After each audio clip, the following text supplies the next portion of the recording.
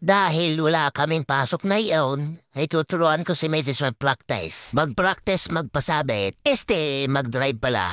Tara, samahan niyo kami mag-practice. Ay, lintik na yan. Oo nga pala, ang manibela na pala na rin sa kanan. Siyempre, ang una niyong gagawin ay buksan ang pintuan ng sasakyan. Paano kayo makakapasok diyan? Pagkatapos, isaksak mo yan nang mabuhay ang sasakyan. Bago mo nga pala buhayin iyan, siguraduhin nakaapak ang preno sa sasakyan. At para maiwasan ang pagkadyot niyan. At bago mo naman ikambyo, panatilihin nakaapak sa preno. Ano? At huwag mo namang kalimutang i-release ang handbrake kung hindi asbuk iyan. Ay ho, atrase.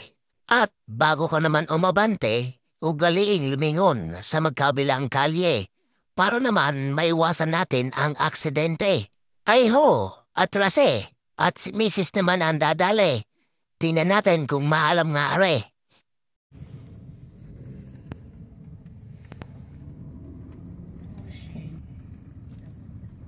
Dapat hindi ako malayo dun sa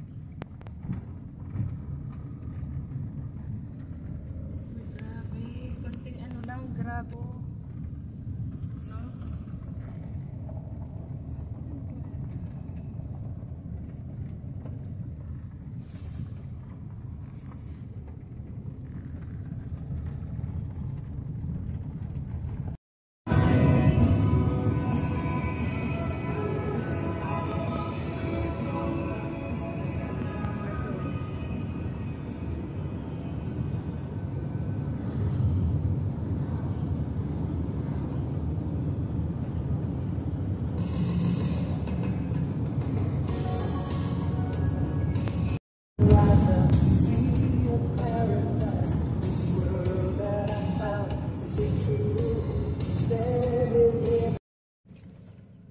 Ito.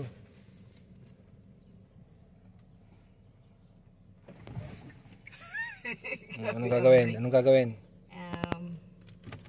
Park, Put brake. put brake. Okay na? Okay. And then, Turn off. off.